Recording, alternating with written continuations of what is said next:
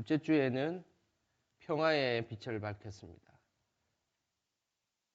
그리고 셋째 주는 사랑의 빛을 밝혔고, 마지막 네 번째 주일은 기쁨의 초를 밝혔습니다. 우리 성도님들의 삶에 아기 예수님의 기쁨과 사랑과 소망과 그리고 평화가 항상 가득하시기를 주님의 이름으로 축원합니다. 이 시간 다 함께 일어나셔서 12월 19일 일부 예배 하나님께 올려드리겠습니다.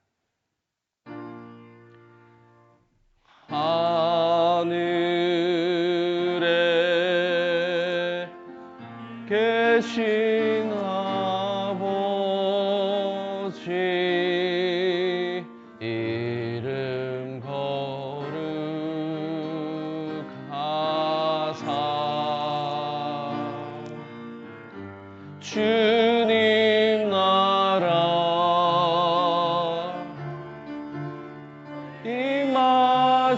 임하시고 뜻이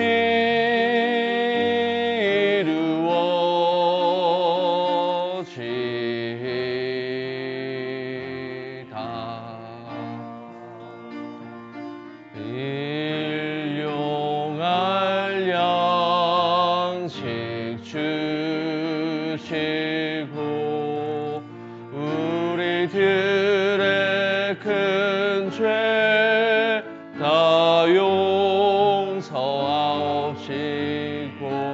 또 시험에 들게 마시고 악에서 구원하소서. 때게 주의 나라 주의 권세 주의 영광 영원히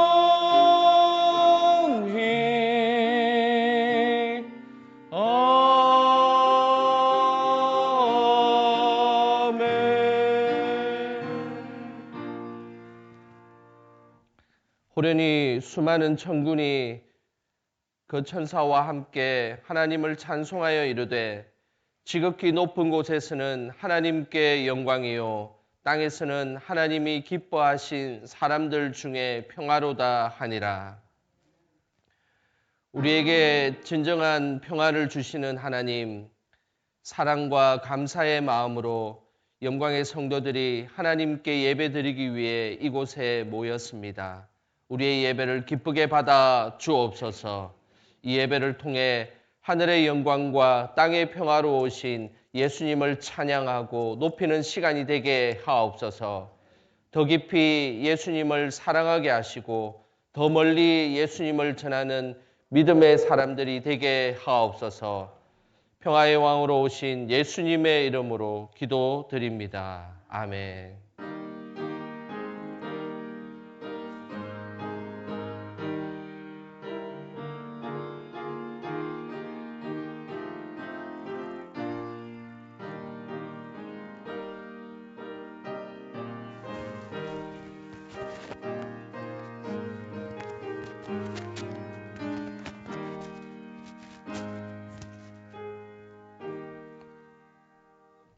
다 함께 앉으셔서 찬송가 112장 찬양하시겠습니다.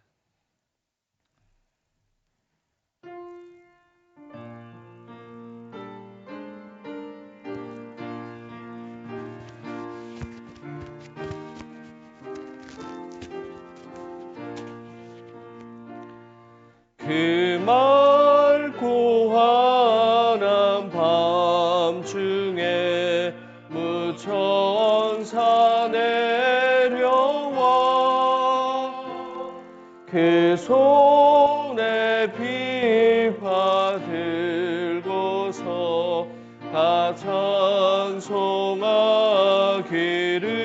찬송하기를 평강의 왕이 오시니 다 평안하여라. 그 소란하던 세상이 다 고요하고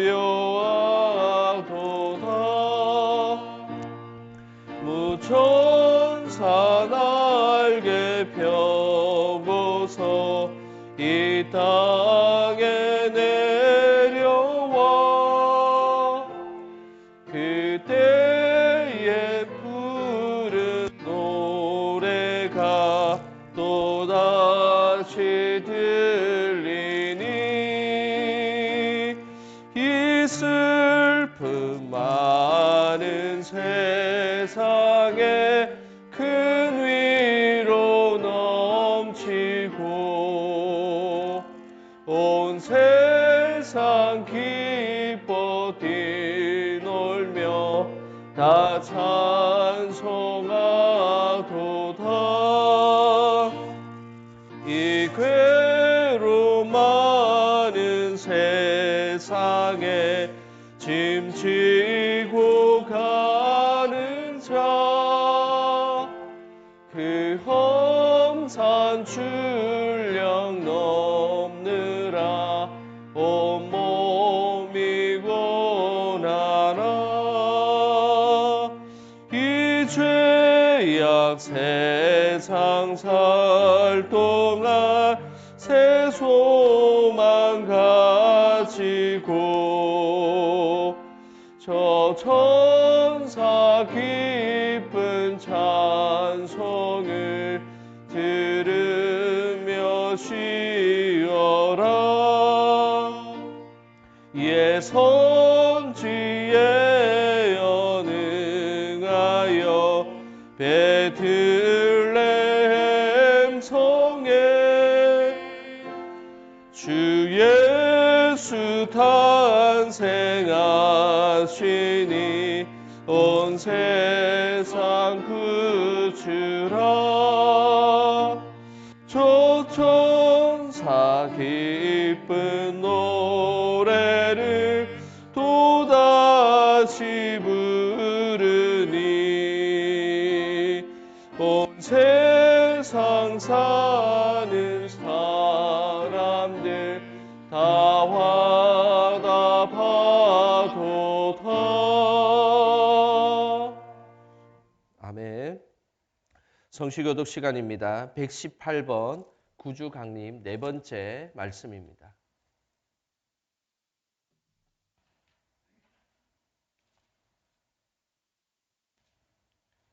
118번 구주 강림 네 번째 말씀 성시교독 하겠습니다. 나는 시온의 의가 빛같이 예루살렘의 구원이 횃불같이 나타나도록 시온을 위하여 잠잠하지 아니하며 예루살렘을 위하여 쉬지 아니할 것인즉 이방 나라들이 내 공의를 묻 왕이 다 내 영광을 볼 것이요 너는 여호와의 입으로 정하실 새 이름으로 일컬음이 될 것이며 너는 또 여호와의 손의 아름다운 관 내 하나님의 손의 왕관이 될 것이라. 원하건대 주는 하늘을 가르고 강림하시고 주 앞에서 산들이 진동하기를 불이 섭을 사르며 불이 물을 끓임 같이 하사 주의 원수들이 주의 이름을 알게 하시며 이방 나라들로 주 앞에서 떨게 하옵소서. 주께서 강림하사 우리가 생각하지 못한 두려운 일을 행하시던 그때에 산들이 주 앞에서 진동하였사오니 주 외에는 자기를 앙망하는 자를 위하여 이런 일을 행한 신을 옛부터 들은 자도 없고 귀로 들은 자도 없고 눈으로 본 자도 없나이다. 아멘. 이 시간 지난 한 주를 돌아보며 하나님께 회개 기도하겠습니다. 하나님 아버지, 부족하고 연약한 하나님의 종이 하나님 앞에 섰습니다. 하나님의 거룩함으로 덧입혀 주시고 이 시간 하나님 앞에 귀한 모습으로 나갈 수 있도록 성령께서 함께하여 주시옵소서. 이 시간 찾아오셔서 주의 거룩한 보혈로 하나님 머리끝부터 발끝까지 주께서 인도하여 주시고 아버지 하나님의 영광을 위해 살아가는 저희들 될 수 있도록 주님께서 인도하여 주시옵소서. 하나님 아버지의 마음으로 나아갑니다.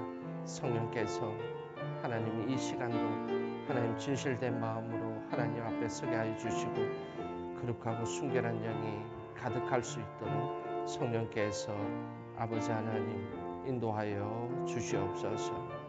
주님 붙잡아 주시고 하나님의 거룩함으로 덧입혀 주시옵소서.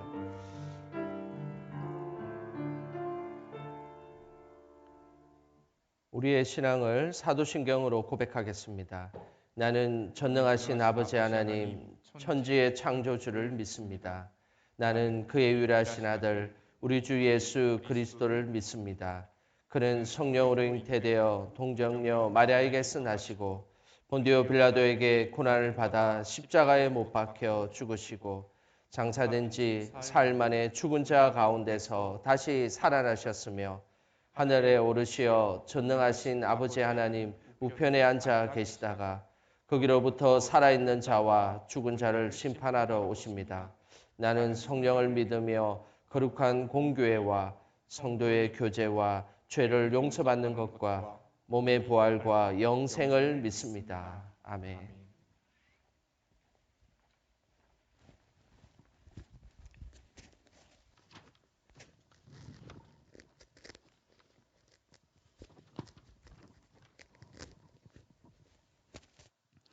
사랑의 하나님 아버지, 우리를 자녀 삼아 주시고 예배의 자리로 나오게 하시니 감사합니다.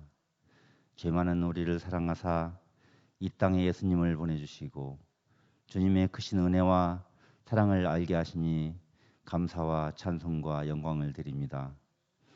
주님께서 허락하신 삶을 통해 감사가 넘치며 빛과 소금이 되어 세상과 구별되는 모습으로 살게 하시니 감사합니다. 가정과 현장에서 예배드리는 성도들의 예배를 받아 주시옵소서. 우리의 노력이 아닌 주님께서 주신 은혜로 살게 하시고 인도하여 주시옵소서. 코로나로 연일 확진자가 나오고 있습니다. 위중증 환자가 나오고 있습니다. 사망자가 늘어나고 있습니다. 친구도 잃고 사랑하는 가족도 잃었습니다. 주님, 그리하실지라도 감사합니다. 우리 곁에는 주님이 있음에 감사합니다. 성도의 교제가 제한되는 이때 우리 영광교회 성도들이 하나 되어 서로 성도들을 중보하게 하시고 각자의 자리에서 예배가 멈추지 않도록 성령님 함께하여 주시옵소서. 병원이나 요양원에서 주님의 손길을 간절히 기다리는 손길들이 있습니다. 그들의 기도에 응답하여 주시고 위로하여 주시옵소서. 우리가 감당할 수 있는 시험만을 허락하시고 우리가 시험을 당할 때에는 피할 길을 마련해 주시옵소서. 주님을 믿고 담대히 나가게 하여 주시옵소서. 한 해를 돌아봅니다. 믿음이 연약하여 잘못한 일들이 많이 있음을 고백합니다. 회개하오니 새해에는 감사하며 기뻐할 일들이 많게 하옵소서. 당존직 선거를 앞두고 있습니다. 하나님의 뜻 가운데 진행되게 하시고 하나님이 세우신 자들로 선출되게 하여 주시옵소서. 영광교회를 통해서 쓰러지신 분들을 일으키기를 원합니다.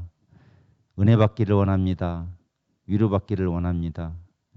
빛과 소금의 역할을 잘 감당하는 소망이 있는 영광교회가 되게 하여 주시옵소서. 이 시간 목사님을 보내셔서 귀한 말씀을 선포하게 하시니 감사합니다. 말씀을 선포하실 때 하나님의 권세와 능력을 더하여 주시고 성도들의 삶에 체험과 회복의 역사가 있게 하여 주시옵소서.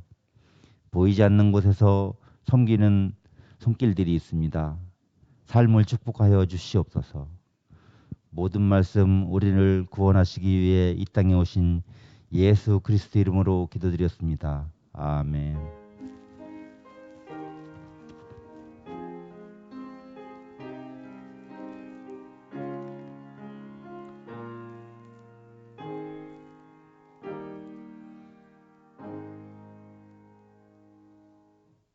이 시간 우리에게 주시는 하나님의 말씀은 요한복음 1장 11절에서 18절까지 말씀입니다.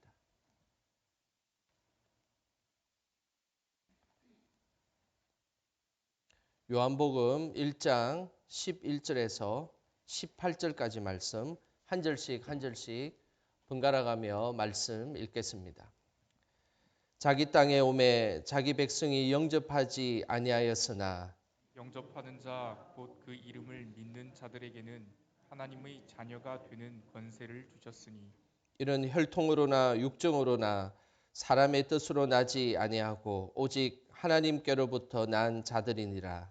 말씀이 육신이 되어 우리 가운데 거하심에 우리가 그의 영광을 보니 아버지의 독생자의 영광이요 은혜와 진리가 충만하더라. 요한이 그에 대하여 정언하여 외쳐 이르되 내가 전에 말하기를 내 뒤에 오시는 이가 나보다 앞선 것은 나보다 먼저 계심이라 한 것이 이 사람을 가리킴이라 하니라. 우리가 다 그의 충만한 데서 받으니 은혜 위에 은혜로라. 율법은 모세로 말미암아 주어진 것이요 은혜와 진리는 예수 그리스도로 말미암아 온 것이라. 본래 하나님을 본 사람이 없으되 아버지 품속에 있는 독생하신 하나님이 나타내셨느니라. 아멘. 오늘도 귀한 아침에 또 눈이 온 그 길을 뚫고 하나님 앞에 예배 자리에 나오신 우리 성도님들 주님의 이름으로 축복하고 환영합니다. 세상에는 귀한 것들이 많이 있습니다. 그런데 귀한 것을 발견하고도 그 귀한 것을 잘 모를 때가 있습니다. 우리에게 필요한 것은 귀한 것을 귀한 것으로 볼 수 있는 눈, 그것이 우리에게 참으로 필요하다라고 할 수 있습니다. 1975년 5월에 있었던 일입니다. 전라남도 신안군 정도 앞바다에서 고기를 잡던 한 어부가 그물을 올리다가 짜증을 내었습니다. 왜냐하면 잡혀야 하는 고기는 잡히지 않고 돌 덩어리와 그리고 깨진 도자기 조각만 그물에 올라왔기 때문입니다. 그 중에서 도자기 몇 개를 그물에서 취해서 보니 그 도자기들은 굴껍질이 다닥다닥 붙어 있고 그리고 오래되고 쓸모없는 그런 것처럼 보였습니다. 당시 정도 앞바다에서 물고기를 잡는 어부들은 간혹 한 번씩 이상한 도자기가 그물에 걸려오기도 했습니다. 그렇기 때문에 그 도자기는 대수롭지 않은 도자기였습니다. 그때도 그 도자기를 가지고 개 밥그릇이나 하고 그리고 집에 몇 개 가져가야 되겠다고 생각을 해서 몇 개를 가져가고 하나는 개 밥그릇을 쓰고 몇 개는 장롱 옆에 그냥 두었습니다. 그리고 나서 1976년 1월쯤 육지에서 초등학교 교사를 하고 있던 어부의 동생이 방학을 맞이하여 고향집에 찾아왔습니다. 근데 때마침 장롱 옆에 도자기를 보았는데 그 도자기가 왠지 심상치 않았습니다. 혹시나 하는 마음에 청자 하나를 들고 전라남도 문화재관리국으로 가져가서 그 도자기를 감정을 받았습니다. 감정 결과 이 도자기는 중국 송나라 때 만들어진 청화대화병이라는 아주 유명한 보물이었습니다. 그해 10월에 이 소식이 전해지자 정도 앞바다에 해군 탐사선을 띄워서 도대체 이곳에 보물이 있는 것 같아서 탐사를 하기 시작했습니다. 놀랍게도 그곳에는 세계 역사에 꼽힐 만한 해저 유물이 발견된 것입니다. 오늘 화면에 보시는 이 그림을 보시는 이 그림이 바로 당시에 발견된 해저 보물이었습니다. 이때 발견된 해저 보물은 동전이 무려 28톤이나 되는 동전이 나왔고 도자기가 22,000점이나 되는 아주 거대한 도자기들이 나왔습니다. 이 보물을 돈으로 따지면 수천억에 해당되는 가치를 지닌 보물들이 쏟아지기 시작한 것입니다. 그 가치를 몰랐을 때는 그 도자기가 개 밥그릇으로 사용될 수 있지만 그러나 그 가치를 알았을 때는 이것이 보물이 된다는 사실을 그때 발견하게 된 것입니다. 귀한 것을 귀하게 보지 못하는 것, 이것은 우리의 무지에 의해서 발생하는 것입니다. 오늘 본문에는 세상에서 가장 귀한 예수님이 이 땅에 오셨지만 그러나 예수님을 제대로 알아보지 못했습니다. 그 내용이 11절에 나옵니다. 우리 다 함께 11절 말씀 함께 읽어보겠습니다.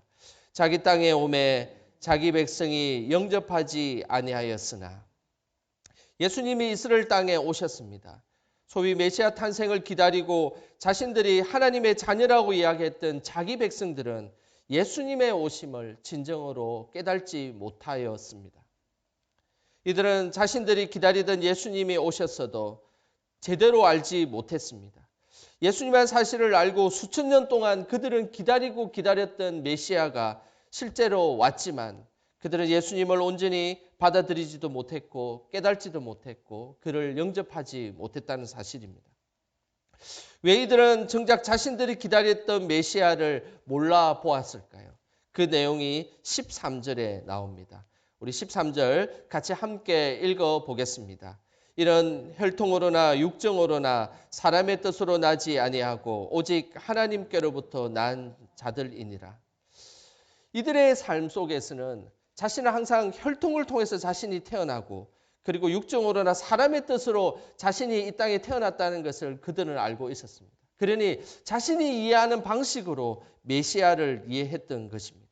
그렇기 때문에 그들은 메시아가 진정 왔지만 그들이 혈통으로 육정으로 그리고 사람의 뜻으로 메시아를 바라보는 자들이었기 때문에 메시아를 온전히 이해하지 못했다는 사실입니다. 당시 유대인들은 잘못된 메시아 사상을 가지고 있었습니다. 유대인들 생각에는 메시아가 나타나면 자신의 모든 것을 해결해 줄 수 있는 메시아로 생각했던 것입니다.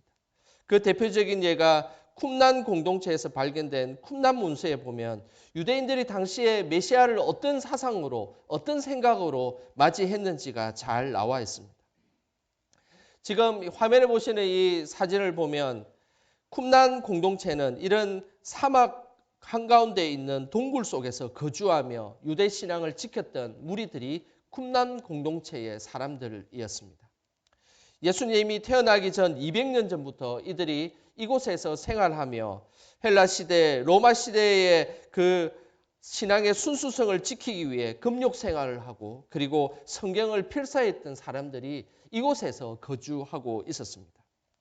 이 쿰난 공동체에는 구약 성경이라는 아주 유명한 구약 성경이 이곳에 발견되었고 그리고 구약 성경 외에도 이들이 자신의 사상을 나타내는 많은 문서들이 이곳에서 발견되었습니다. 그중에 메시아 사상을 잘 나타내는 그들이 만든 성경이 아닌 그들의 언어로 되어 있는 글귀가 발견되었는데 그중에 하나가 솔로몬의 시편이라는 글귀였습니다. 이 글귀를 읽어보면 당시에 이스라엘 사람들이 예수님을 어떻게 기다리고 어떻게 맞이하고 있었는지를 잘 알려주고 있습니다. 솔로몬의 시편 17편이라는 쿰난 공동체에서 이야기하는 글귀를 제가 한번 읽어드리도록 하겠습니다. 주여 보소서, 당신의 종 이스라엘을 다스리기 위해 오 하나님 당신께서 선택한 시기에 그들의 왕 다윗의 아들을 세우소서. 그를 강직함으로 무장시켜 불의한 영주들을 쳐부수고 예루살렘을 짓밟는 이방 민족들로부터 이를 정화시키소서. 이들은 자신의 혈통인 다윗의 아들 중에 메시아가 날 것임을 확신하고 있었습니다. 그리고 또한 이들은 메시아가 나타나서 불의한 영주들을 다 쳐부수고 그리고 로마와 같은 이방 민족들로부터 자신을 구원할 메시아를 대망하고 있었다는 것을 이 문서를 통해서 알 수 있었습니다. 이들의 생각에는 예수님이라는 이 메시아가 나타나면 자신을 괴롭히는 그 영주들 그리고 지주들을 다 물리칠 것이다. 그리고 이방에 속국이 되어 있는 이 로마 사람들을 다 물리쳐서 세상의 왕으로 등극할 것이다 라고 그들은 생각하고 그리고 쿰난이라는 이 공동체를 만들어서 그들은 메시아를 기다리고 있었던 것이었습니다. 이 모습은 오늘 성경에서 이야기하는 혈통으로나 육정으로나 사람의 뜻에 의한 메시아를 기다리고 있었다라는 것입니다. 당시 시대 정신이나 자신들의 사상은 이런 메시아를 기다리고 대망하고 있었던 것입니다. 하지만 하나님의 말씀은 분명하게 말씀하기를 이런 사람들의 뜻으로 예수님이 오시지 아니하고 하나님의 뜻대로 메시아가 올 것임을 분명하게 말씀하였습니다. 또한 하나님의 뜻대로 하나님의 부르심을 받는 그들을 통해서 그 메시아가 발견될 것이다 라고 말씀하시고 계신 것입니다. 당시에 이런 메시아 사상을 가지고 있었기 때문에 예수님이 말구유라는 초라한 곳에서 태어난다는 것은 그들이 생각할 수 없는 일이었습니다. 더군다나 로마 사람들에게 십자가에 못 박혀 죽는 메시아는 더더욱 상상할 수 없는 일이었습니다. 그렇기 때문에 예수님이 자기 백성들에게 오셨지만 이들은 예수님을 메시아로 받아들이지 않는 참으로 안타까운 일이었습니다. 하나님의 영광이 그들에게 나타나였고 그 영광으로 예수님이 찾아오셨는데 그 영광을 제대로 보지 못했다는 사실입니다. 자신의 생각과 인간적인 생각에 사로잡혀서 세상의 영광에 사로잡혀 있으면 우리는 예수님을 제대로 볼 수 없다는 사실입니다. 항상 내 생각과 내 상황 그리고 내 형편에 사로잡혀 있을 때 정작 예수님이 내 삶 속에 오셔도 우리는 그 예수님의 영광을 제대로 발견하지 못하고 바라보지 못한다는 사실을 기억하셔야 됩니다. 예수님이 오셔도 이 부분만큼은 해결할 수 없다라고 단정 지을 때 우리는 그 예수 그리스도의 영광을 제대로 바라보지 못한다는 사실을 우리는 기억해야 된다는 사실입니다. 우리는 끊임없이 예수님께서 우리에게 함께하고 계심을 우리는 믿음으로 고백해야 하는 것입니다. 예수님이 우리에게 다가오셔도 우리가 예수님을 온전히 받아들이지 못하고 그를 영접하지 못한다면 우리는 온전히 예수님의 그 영광을 바라보지도 못할 것이고 그리고 하나님의 자녀된 권세를 누리지 못한다는 사실입니다. 오늘 본문에는 예수님을 진정으로 받아들이고 그 영광을 발견할 수 있는 비밀을 이렇게 말씀하고 있습니다. 12절에 그 내용이 나옵니다. 우리 12절 말씀 함께 읽어보겠습니다.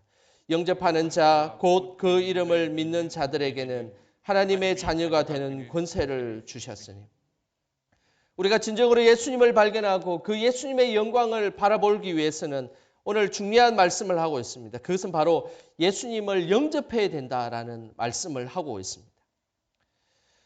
여기에서 영접이라는 이 단어는 헬라어로 엘라본이라는 단어를 씁니다. 이 엘라본이라는 단어는 취하다, 가지다, 그리고 받아들이다, 모셔들이다라는 의미입니다. 단순히 이 엘라본이라는 이 단어는 영접하다라는 손님을 받아들인다라는 의미가 아닙니다. 진정한 영접은 예수님이 우리에게 손님으로 오시는 것이 아니라 우리의 삶의 주인으로 오신다라고 고백하는 것입니다. 그것이 바로 영접한다라는 의미인 것입니다. 우리는 예수님을 혹시나 손님으로 그리고 예수님을 단순히 그냥 알고 있는 수준으로 예수님을 영접하고 있지는 않으십니까? 우리가 진정으로 예수님을 영접한다는 것은 예수님이 나의 삶의 주인이 되셔서 나와 함께하고 계심을 믿음으로 고백할 때 그것이 바로 영접한다라는 의미인 것입니다. 그러면 과연 예수님을 우리 삶의 주인으로 모실 수 있도록 영접할 수 있는 방법이 무엇일까요? 한 번은 토레이 목사님이 심호하는 교회에 한 여인이 찾아와서 신앙 상담을 했습니다. 목사님, 저는 예수님을 진정으로 영접하고 싶습니다. 그리고 그 예수님을 영접해서 은혜 충만한 삶을 살고 싶은데 그런데 그것이 잘 되지 않습니다. 목사님께서 인도하시는 부흥회도 여러 번 따라다니면서 은혜를 받으려고 애를 썼고 은혜를 누리려고 했지만 은혜를 누릴 수가 없습니다. 어떻게 하면 진정으로 예수님을 영접하여서 예수님을 잘 모실 수 있을까요? 라고 질문을 했습니다. 이때 토레이 목사님은 이렇게 대답을 했습니다. 딱 한 가지 기도 제목만 가지고 기도하시길 바랍니다. 그 기도의 제목은 이렇습니다. 하나님 아버지, 나 자신을 똑바로 알게 해주세요라고 이렇게 기도하라고 요청했습니다. 그 여인은 목사님의 말씀대로 순종하며 기도할 때마다 하나님 나 자신을 똑바르게 알게 해주시옵소서라고 기도했습니다. 그런데 정말로 그렇게 기도하고 계속 기도할 때 하나님께서 그 여인에게 이런 은혜를 허락하여 주었습니다. 그것은 바로 자신이 얼마나 추하고 더러운 죄인임을 깨닫게 주었습니다. 그 여인 속에 시기와 질투와 거짓이 너무나 많이 있다는 사실을 깨닫게 된 것입니다. 그리고 나니 부끄러워서 남편을 볼 수도 없고 아이들을 차마 대할 수도 없었다는 사실입니다. 그러면서 그 여인이 토레이 목사님을 찾아왔습니다. 이제 도대체 나는 이 땅에 살 수가 없습니다. 하나님 앞에 이렇게 죄인인데 어떻게 내가 살 수 있겠습니까? 이제 어떻게 기도해야 되겠습니까? 목사님에게 다음 기도를 요청하였습니다. 그때 그 목사님이 다시 한 번 더 그 여인에게 이야기해 주기를 십자가의 은혜를 알게 해달라고 기도하라고 이야기를 했습니다. 그 여인은 다시 기도하였습니다. 십자가의 은혜를 구하며 자신이 죄인임을 철저하게 깨닫게 되었을 때 십자가의 은혜가 보여지기 시작했습니다. 예수 그리스도께서 자신을 대신해서 피 흘리시는 그 주님의 모습이 보여지기 시작한 것입니다. 그러면서 예수님께서 내가 너를 정말로 진실로 사랑하였노라라고 대답하는 그 음성을 듣게 된 것입니다. 그제서야 그 여인은 예수님을 진실되게 영접하는 귀한 여인이 되었다는 사실입니다. 우리가 예수님을 영접한다는 것, 그것은 너무나 중요한 일입니다. 우리가 이 땅을 살아가는데 예수님을 영접하고 그리고 그 영접함을 통해서 하나님의 자녀가 되는 권세를 누리게 될 때 예수 그리스도의 그 영광을 바라보게 된다는 사실입니다. 우리가 죄인임을 깨닫고 그 죄는 십자가를 통해서 구원받을 수 있을 때 진정으로 영접할 수가 있는 것입니다. 예수님을 영접하고 예수님의 그 영광을 바라보는 어떤 왕도나 어떤 방법이 없습니다. 그것은 철저하게 우리가 하나님 앞에 죄인임을 깨달을 때 그리고 그 죄는 십자가의 은혜를 통해서 구원받을 수 있음을 깨달을 때 진정으로 예수님의 그 놀라운 영광을 바라보게 된다는 사실입니다. 오늘 이 본문에는 이 은혜로운 영광을 바라보며 그리고 하나님의 은혜를 깨달았던 인물이 등장합니다. 그 인물이 바로 15절에 그 내용이 나옵니다. 우리 15절 말씀 같이 함께 읽어보겠습니다. 요한이 그에 대하여 정언하여 외쳐 이르되 내가 전에 말하기를 내 뒤에 오시는 이가 나보다 앞선 것은 나보다 먼저 계심이라 한 것이 이 사람을 가리킴이라 하니라. 하나님의 진정한 은혜를 깨달았던 이 사람은 바로 세례 요한이었습니다. 그는 이렇게 고백합니다. 혈통으로나 육정으로나 예수님을 바라보지 않았습니다. 그리고 그가 고백하기를 내 뒤에 오시는 이가 나보다 앞선 것은 나보다 먼저 계심이라라고 말씀하고 있습니다. 세례 요한은 혈통으로 예수님을 바라보지 않았습니다. 만약 혈통으로 예수님을 바라보았다면 예수님보다 세례 요한이 먼저 태어난 것입니다. 6개월 먼저 태어난 사람일 뿐입니다. 그러나 세례 요한은 예수님이 자기보다 먼저 계셨다라고 말씀으로 고백하고 있습니다. 세례 요한은 예수님이 자신보다 먼저 태어나시고 먼저 계셨던 창조주 하나님이심을 그리고 구세주 하나님이심을 세례 요한은 고백하고 있는 것입니다. 육적으로는 예수님보다 6개월 먼저 태어났지만 실제적으로 예수님은 이전에 계셨고 우리를 구원하실 분임을 세례 요한은 고백하고 있기 때문입니다. 예수님이 우리 삶에 귀한 것은 우리가 예수님을 알기 전부터 우리를 아시고 우리를 지금까지 인도하신 분이라는 사실입니다. 예수님을 깊이 묵상하고 예수님의 영광을 바라보면 바라볼수록 우리가 깨달을 수 있는 신비한 영적인 그런 신비로움이 있습니다. 그것은 우리 신앙생활이 깊어질수록 우리가 예수님을 찾았던 것이 아니라 먼저 예수님이 우리를 찾아주시고 우리를 위해서 일방적으로 사랑하셔서 십자가에 못 박혀 돌아가시며 그 사랑을 우리에게 보여주셨다는 사실을 깨닫게 되는 것입니다. 내 힘으로 신앙생활을 했고 내 방식으로 내 물질로 하나님을 섬겼다면 우리는 율법주의에 머물 수 있습니다. 하지만 이 모든 것이 하나님의 은혜로 말미암아 된 것임을 깨닫게 될 때 그제서야 우리의 더 신앙이 깊어진다는 사실을 기억하셔야 되는 것입니다. 신앙의 철이 들기 시작하는 것이죠. 인생의 철이 들 때도 먼저 받은 사랑을 깨닫게 되었을 때 우리는 인생의 철이 된다는 사실입니다. 자녀를 낳아보고 양육하면서 깨닫게 되는 것이 있습니다. 그것은 바로 내가 이 자녀를 사랑하는 것은 바로 이전부터 부모가 나를 이렇게 사랑하였기 때문에 내가 자녀를 사랑할 수 있다라는 것을 깨닫게 되는 것입니다. 이것이 자녀를 낳아보면서 지날 수 있는 인생이 철이 들게 되는 현상이라고 할 수 있습니다. 저는 어린 시절에 아버지를 통해서 이해하지 못하는 하나의 행동이 있었습니다. 그것은 아버지와 손을 잡고 걸어갈 때 아버지가 자꾸만 저의 손을 꽉 쥐었다가 제가 아프다고 그러면 손을 또 살랐다가 그리고 또 아버지가 저의 손을 세게 이렇게 잡는 그 모습이 사실은 어린 시절에 저는 이해가 되지 않았습니다. 어느 날 아버지의 이 행동이 이해가 되는 순간이 있었습니다. 그것은 제가 이제 아버지가 되고 그리고 제가 자녀를 낳아서 그 자녀를 손을 잡고 걸어갈 때였습니다. 아이의 작고 부드럽고 귀여운 손을 잡고 가는데 저도 모르게 아이의 손이 꽉 이렇게 아이가 너무 좋아서 꽉 잡고 싶은 마음이 들었습니다. 그러면서 아이가 갑자기 저에게 왜 손을 꽉 잡냐고 소리를 쳤습니다. 그때 그 순간에 어린 시절에 아버지가 저의 손을 꽉 잡았던 그 모습이 갑자기 기억이 났습니다. 그러면서 저의 마음속에 눈물이 핑 돌았습니다. 아버지도 나의 어린 시절에 그 작은 손을 잡고 좋아하며 꽉 잡았다는 그 생각이 갑작스럽게 들기 시작했습니다. 그러면서 나도 아버지가 보여준 그 사랑으로 내가 자녀를 사랑하고 있구나라는 것을 깨닫게 된 것입니다. 그러면서 조금씩 인생의 철이 들기 시작했다라고 생각이 들었습니다. 내가 지금 사랑하고 있는 것은 이전에 누군가의 사랑을 받았기 때문에 지금 내가 사랑하고 있음을 우리는 깨달아야 되는 것입니다. 믿음의 세계에도 마찬가지입니다. 우리가 하나님을 알고 하나님의 사랑을 깨달을 수 있는 것은 하나님이 우리를 먼저 사랑하셨고 그리고 자격 없는 우리를 용서하셨기 때문입니다. 그렇기 때문에 우리가 그 크신 하나님의 영광을 바라볼 수 있다는 사실입니다. 이 사실을 아는 것이 하나님의 은혜를 아는 사람의 모습입니다. 이런 믿음의 깨달음은 우리를 더 깊이 예수님을 사랑하게 되고 하나님의 영광을 바라보며 믿음의 성숙의 길로 안내하는 것입니다. 오늘 본문에는 이 놀라운 은혜를 또 다르게 표현하고 있습니다. 16절에 이렇게 말씀하고 있습니다. 우리 다 함께 16절 말씀 읽어보겠습니다. 우리가 다 그의 충만한 데서 받으니 은혜 위에 은혜르라. 이 16절에 보면 은혜에 대해서 매우 중요한 말씀을 하고 있습니다. 그 말씀이 은혜 위에 은혜라는 말씀입니다.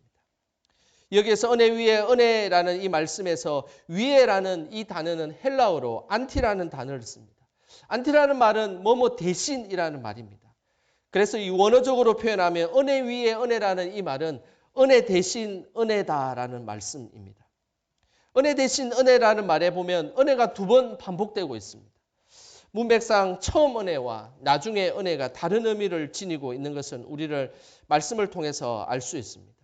이 말씀에 대해서 이 앞부분에 이야기하는 은혜와 뒷부분에 대한 은혜가 어떤 차이가 있는지는 17절의 그 문맥상 알 수 있는 것입니다. 우리 17절 말씀 다 같이 함께 읽어보겠습니다. 율법은 모세로 말미암아 주어진 것이요 은혜와 진리는 예수 그리스도로 말미암아 온 것이라. 17절에 보면 율법과 예수 그리스도가 극명하게 대조되고 있습니다. 16절에 은혜 대신 은혜라는 이 말은 앞부분의 은혜는 율법을 의미하는 것입니다. 그리고 뒷부분의 은혜는 예수 그리스도를 의미하는 것입니다. 그래서 결국은 율법 대신 예수 그리스도, 율법 위에 예수 그리스도다라는 말씀이 은혜 위에 은혜다라는 말씀입니다. 율법도 사실은 은혜였습니다. 구약시대의 죄인인 인간이 하나님 앞에 나아갈 수 있는 방법은 그 구약시대에는 제사를 통해서 율법을 통해서 하나님 앞에 나아갈 수가 있었던 것입니다. 하지만 이 은혜는 진정한 은혜라고 할 수 없습니다. 율법은 노력과 행위로 관련되어 있기 때문입니다. 하지만 예수 그리스도를 통한 그 구원은 우리가 노력과 행위로 지어지는 것이 아니라 일방적으로 우리에게 주어지는 것이고 그리고 이것이 진정한 은혜인 것입니다. 결국 노력과 행위로 얻어지는 것이 은혜가 아니라 그 은혜를 대신해서 하나님의 사랑으로 일방적으로 주어지는 선물과 같은 것, 이것이 바로 은혜인 것이고 예수 그리스도인 것입니다. 우리가 예수 그리스도의 영광을 바라본다는 것은 무엇이겠습니까? 바로 우리에게 일방적으로 주어졌던 그 사랑을 깨닫고 그 사랑에 거하는 것, 이것이 예수 그리스도의 은혜에 거하는 우리의 삶의 모습인 것입니다. 우리의 은혜가 더 깊어질수록 우리는 우리가 노력하고 애를 쓰고 우리 행위와 스펙으로 하나님을 알게 된다는 사실을 아니라는 사실을 깨닫게 되는 것입니다. 진정한 은혜는 하나님이 우리의 상황과 처지와 상관없이 우리를 사랑하셔서 일방적으로 우리를 구원해 주신 것입니다. 그렇기 때문에 그 은혜가 은혜 위에 은혜인 것입니다. 저는 이 대림절에 우리 성도님들의 은혜의 자리가 더 깊어지시기를 소망합니다. 그리고 세상의 영광을 바라보는 삶이 아니라 하나님의 영광을 바라보는 삶으로 나아가시길 바랍니다. 우리가 하나님을 알기 전에 우리를 먼저 아시고 먼저 사랑했음을 깊이 깨달으시길 바랍니다. 뿐만 아니라 우리의 노력과 행위를 넘어서서 우리를 구원해 주시고 우리가 하나님의 자녀됨의 그 권세를 누리게 하시는 분, 그분이 우리의 예수 그리스도이심을 깨달으시길 바랍니다. 그때에 은혜와 진리가 충만하신 그 예수님을 바라보게 될 것입니다. 진정한 은혜 위에 은혜를 경험함을 통해 더 깊이 예수님을 만나고 바라보시는 저와 여러분 되시길 주님의 이름으로 축원합니다. 기도하겠습니다. 하나님 아버지, 이 땅에 부족한 저희들을 위해서 예수님을 보내주셔서 감사드립니다. 항상 우리가 먼저 예수님을 사랑한 것이 아니라 예수님이 먼저 십자가의 사랑을 보여주셨음을 믿음으로 고백하며 감사로 살아가는 저희들 될 수 있도록 인도하여 주시옵소서.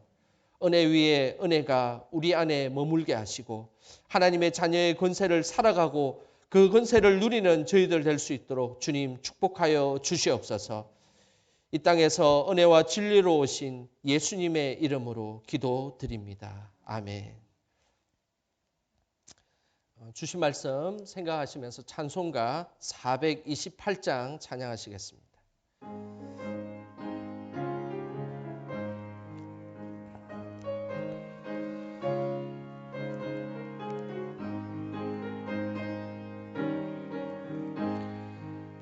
내 영혼의 햇빛 비치니 주 영광 찬란해. 이 세상 어떤 빛보다 이 빛 더 빛나네. 주의 영광 빛난 광채 내게 비춰 주시옵소서. 그 밝은 얼굴 배울 때 나의 영혼 기쁘다. 내 영혼에 노래 있으니 주 찬양합니다. 주 귀를 기울이시사 다 듣고 계시네. 주의 영광 빛난 광채 내게 비춰 주시옵소서. 그 밝은 얼굴 배울 때 나의 영혼 기쁘다. 내 영혼의 봄날 되어서 주 함께 하실 때 그 평화 내게 깃들고 주 은혜 곱히네. 주의 영광 빛난 광채 내게 비춰 주시옵소서. 그 밝은 얼굴 배울 때 나의 영혼 기쁘다.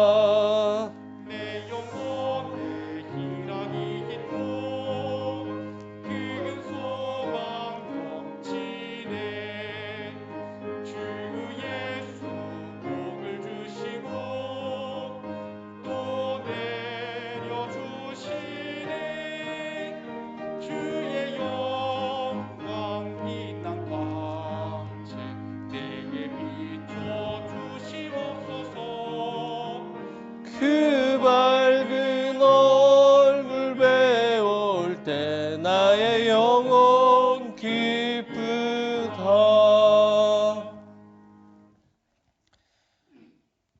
우리를 은혜의 강가로 인도하시는 하나님, 그 믿음과 사랑에 감사하는 마음으로 영광의 성도들이 예물을 올려드립니다. 이 예물을 기쁘게 받아 주옵소서. 이 예물을 드린 손길마다 축복하셔서 영혼의 햇빛을 비추어 주시고 우리 삶을 보호하시고 인도하심의 은혜가 가득하게 하옵소서. 코로나로 인해서 우리의 삶의 자리가 복잡한 가운데 있습니다. 성령께서 지혜와 명철을 허락하여 주셔서 잘 헤쳐나가게 하시고 예배의 자리가 흔들리지 않도록 우리의 믿음을 지켜 주시옵소서. 오늘은 항존직 선거가 있는 날입니다. 투표와 개표가 순적하게 이루어지게 하시고 선거가 진행되는 동안 사탄막이 틈타지 못하도록 지켜주시옵소서. 우리 영광의 다음 세대를 지켜주셔서 지금까지 지켜주셨던 믿음이 잘 이어지게 하시고 항상 다음 세대의 미래와 소망이 넘치게 하옵소서. 영광의 환우들을 지켜주셔서 갑작스러운 추위에 건강함으로 지켜주시고 늘 주님께서 치료의 광선을 비추어 주시옵소서. 세계 곳곳에서 선교하시는 선교사님들과 가정을 지켜주셔서 여러 상황과 어려운 가운데서도 복음이 잘 전해질 수 있도록 인도하여 주시옵소서. 나라와 민족을 선한 양심과 정의 가운데 지켜주시고 저 폭력 땅에도 대림절의 은혜가 충만히 내리게 하옵소서. 보혈의 피로 우리를 정결케 해주시는 예수님의 이름으로 기도드립니다. 아멘.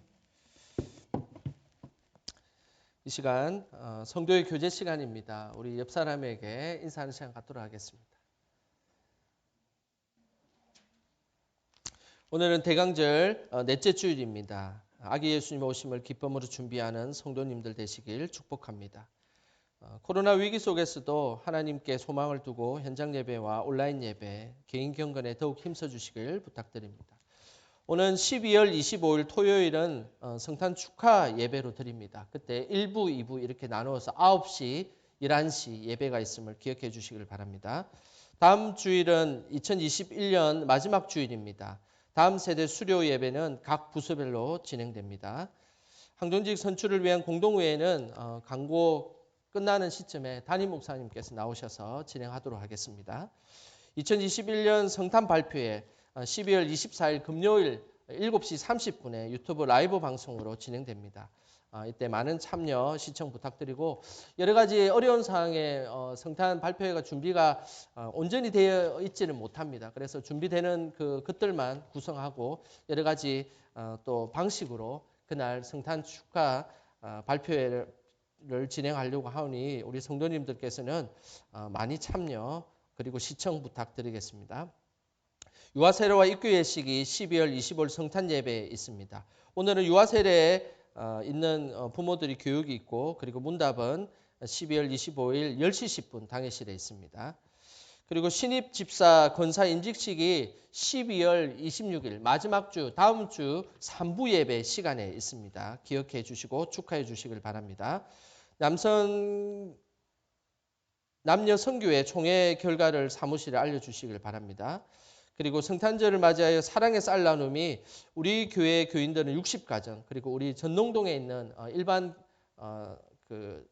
우리 시민들은 100가정으로 이렇게 사랑의 쌀 나눔을 할 예정입니다. 2022년 이제 1월 생명의 삶, 이제 생명의 삶 큐티책은 우리가 2,000원을 사무실에 내고 이렇게 구입을 했는데 이제 자율적으로 우리 성도님들이 그 헌금함을 두었습니다. 그래서 자율적으로 그 헌금을 하시고 그리고 생명의 삶을 가져가시면 되겠습니다. 그래서 우리가 2,000원 우리가 받는 것을 우리 성도님들이 자발적으로 이제 그곳에 헌금을 하시고 그리고 큐티책을 가져가시길 부탁드리겠습니다. 전교의 나날 성경 읽기 계속 진행되고 있습니다. 구약 1독에 이정래 권사님, 정길자 권사님, 권영창 집사님, 신영순 권사님, 김소은 권사님, 김경혜 권사님, 복지희 권사님, 최학순 권사님 구약 1독 하셨고 신약 1독에는 이정래 권사님, 정길자 권사님, 권영창 집사님, 신영순 권사님, 김소은 권사님, 김경혜 권사님, 김희정 집사님 이렇게 참여해 주셨습니다. 감사드립니다. 금주 모임을 잘 기억하셔서 평소처럼 수요 예배 새벽기도 사랑의 반찬 진행됩니다. 그리고 24일 저녁에 7시 30분에 성탄 전야제가 있고 25일 성탄절에는 9시, 11시 이렇게 예배 진행된다는 거 잘 기억해 주시길 바랍니다. 새 가족이 지난주에 등록했습니다. 복지희 권사님이 인도하신 최기용, 조경순 성도님께서 오셨고 그리고 이선희 집사님께서 인도하신 김선혜 성도님께서 오셨습니다. 이런 어려운 와중에 또 새 가족 오신 거 축하해 주시길 부탁드리겠습니다. 교우 동정입니다. 신원식 김정선 집사님께서 서울 송파구로 이사를 가셨습니다. 그곳에서도 믿음 생활 또 잘 하실 수 있도록 기도해 주시길 부탁드리겠습니다. 이제 우리 담임 목사님 나오셔서 공동의회 진행해 주시겠습니다.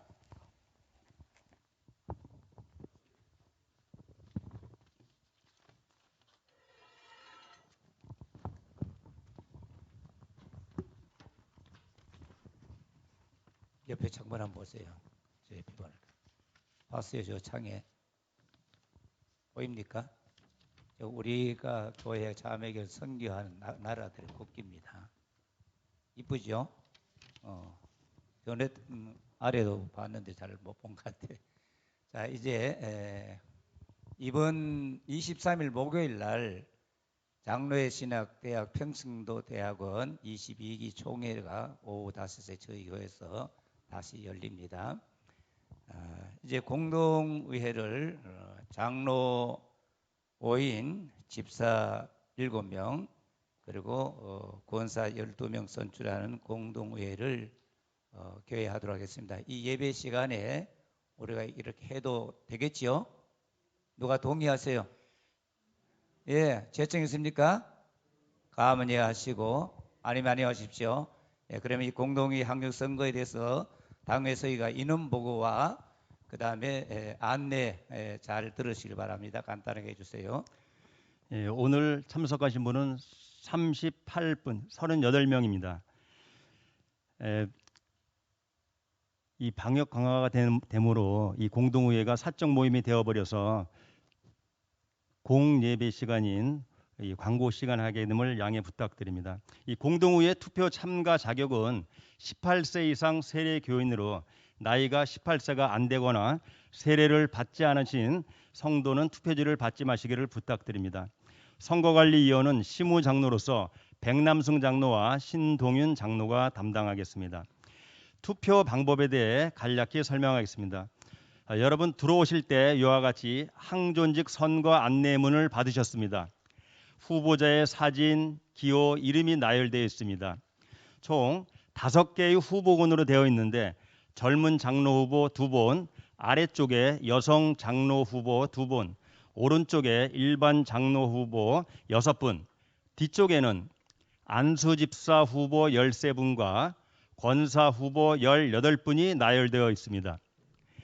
이 후보 중에 여러분이 선택하신 젊은 장로 1분, 여성 장로 1분, 일반 장로 3분, 안수 집사 7분, 권사 12분의 기호를 선거관리위원이 나눠주는 투표지에 번호를 쓰셔서 제출해 주시면 됩니다. 반드시 1, 2, 3, 4 이와 같이 기호를 써주시기를 바랍니다. 물론 이름을 쓰셔도 인정됩니다. 여러분들이 방금 쓰지 마시고 잘 보세요. 여러분들이 방금 받으신 투표 뭉치 3뭉치가 있습니다. 장로 뭉치, 그다음에 안수집사, 권사 이렇게 되어 있습니다. 투표 용지로는 총 24매로서 색깔로 구분이 되어 있습니다. 젊은 장로 투표지는 초록색 1장, 여성 장로 투표지는 노란색 1장, 일반 장로 투표지는 분홍색 석장, 안수집사 투표지는 흰색 7장, 권사 투표지는 파란색 12장입니다. 반드시 투표지 한 장에 번호 1개만 기록하셔야 됩니다. 만약에 한 번호를 여러 장의 투표지에 쓰시면 그 번호는 무효표로 처리됩니다. 또 나는 더 이상 추천할 후보자가 없다 했을 경우에는 X표나 백지로 내셔도 됩니다. 자, 여러분들 번호를 기록하시기 바랍니다. 자, 잠깐 기도하겠습니다. 우리가 예, 목사님 참 기도.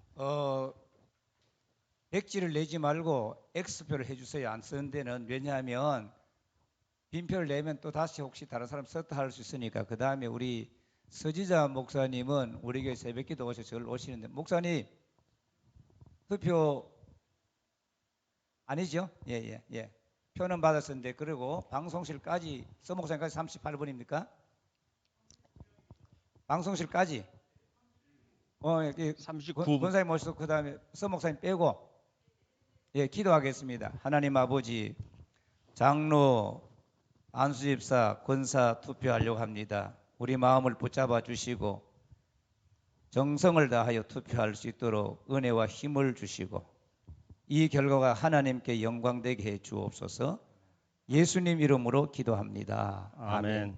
표해 주시기 바랍니다. 오늘 표해서 1, 2, 3부 표해서 당에서 겹표하고 안 받은 분 있습니다. 연필이나 안 받은 분 있는데 안내지도 안 받아서 안내해 주시고. 예. 젊은 장로 1분, 여성 장로 1분, 일반 장로 3분을 표시하면 됩니다. 안수집사 7분, 권사 12분입니다.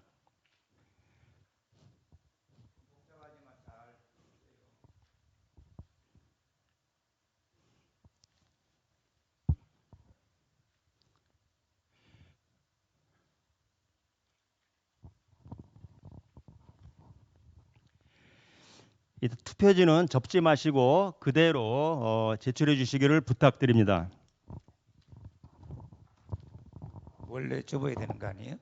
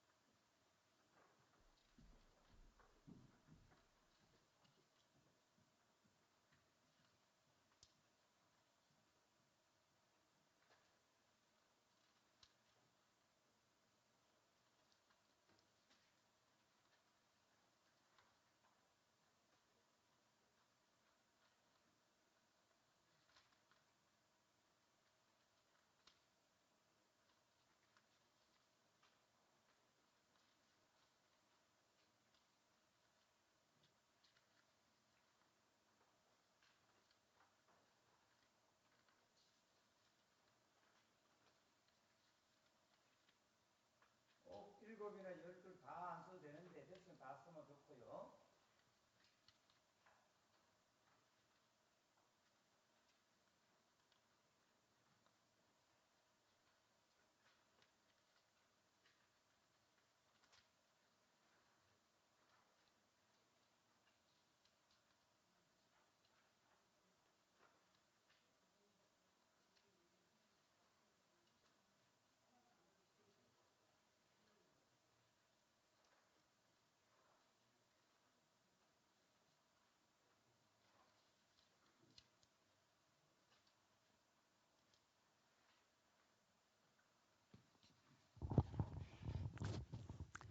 혹시 투표지가 부족한 사람은 말씀해 주시기를 바랍니다. 안수집사 7매, 권사 12매 이렇게 있어야 되는데 하나가 부족할 수도 있는 경우 있으면은 꼭 말씀해 주시기를 바랍니다. 오늘은 한 번만 투표합니다. 혹시 2부, 3부 참여한 분들도 한 번만 투표하길 바랍니다.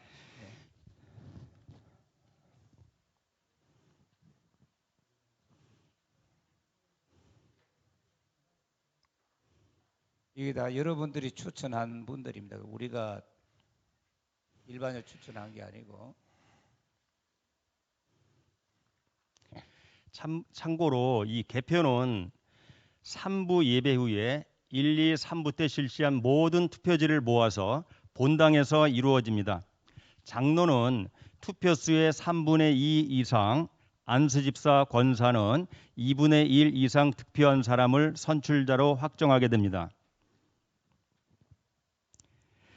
투표를 다 하신 분은 우리 옆에 선거관리위원에게 제출해 주시기를 부탁합니다.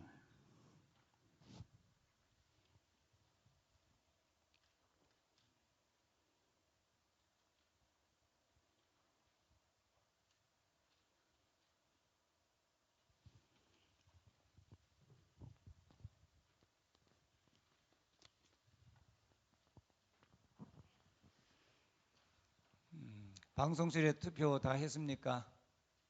예.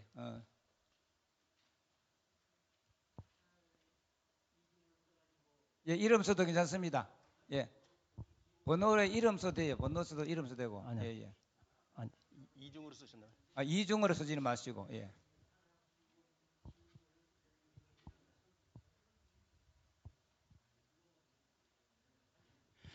예, 장로님, 그 지우신 거 인정이 됩니다. 이제 거기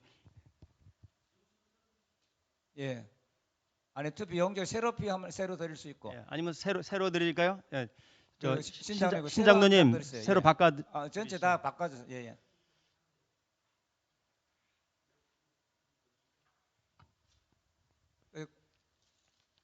예, 그건 찢어버리고. 예, 그리고 혹시 이름으로 쓰셨는데 이름이 약간씩 좀 철자가 틀린 거는 저희들이 봤을 때 인정 가능한 것들은 대부분이 인정이 됩니다.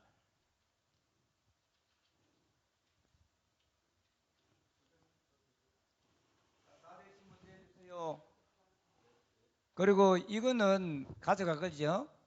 그래 가져가서 함부로 버리지 마시고, 그리고 교회 안내책이나 이런 것들은 절대로 밖에 내보낼 때 다 분쇄하기를 부탁드리고, 그다음에 가끔 그 성도들에게 연락해 가지고 누구 전화번호 좀 가르쳐요 이런 전화가 와요. 그러면은 그냥 안다 싶어서 또 우리 교회 새로 올까 싶어 가지고 전화번호 가르쳐 주는데, 그렇게 하지 마시고 가르쳐 주기 전에 반드시 그분에게 물어 가지고 이런 전화가 왔다, 근데 전화번호를 가르쳐 줘도 되겠느냐 확인하고 허락할 때 가르쳐 주고, 그 외에는 전화번호를 가르쳐 주지 않기를 백장로님, 바랍니다. 여기 앞쪽에. 왜냐하면 낯선 전화들이 와서 많이 힘들고, 그다음 여러 가지 그 자꾸 뭐 사달라, 교회 권사님, 장로님 이렇게 개별 연락 와서 좀 힘드는 게 있어요. 그런 일이 없도록 부탁을 드립니다.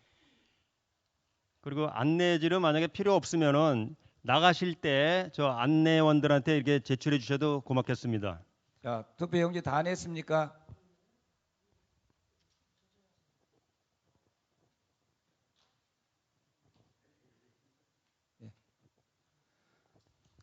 혹시 안 내신 분 계세요? 아직 안 냈어요? 아, 예. 주장님 다른 뭐 광고 하실 거 있습니까? 예, 없습니다. 예.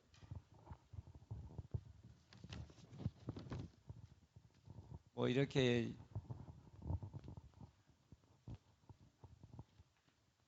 24분 이름 쓰기가 힘들지요. 다 됐어요? 또 안 낸 분 계십니까?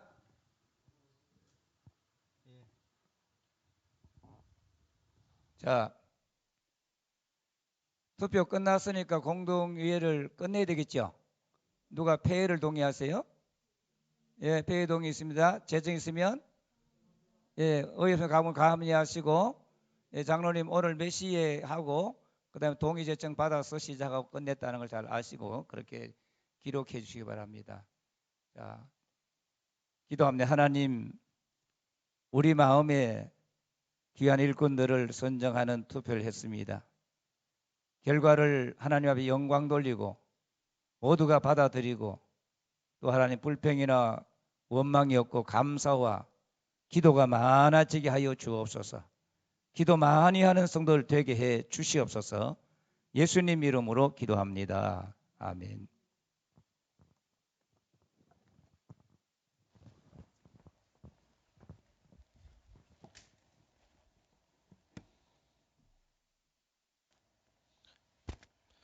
다 함께 일어나셔서 주님 다시 오실 때까지 찬양하고 예배를 마치도록 하겠습니다.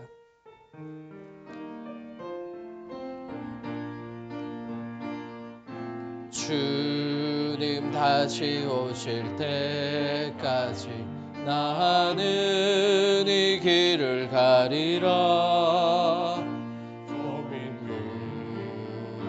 좁은 길 나의 십자가 지고 나의 가는 이 길 끝에서 나는 주님을 보리라.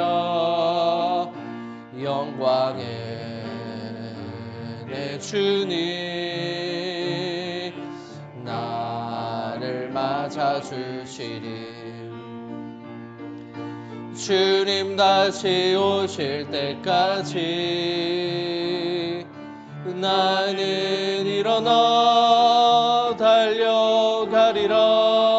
주의 영광 온 땅 덮을 때 나는 일어나 노래하리. 내 사모하는 주님 온 세상 구주시라. 내 사모하는 주님 영광의 왕이시라.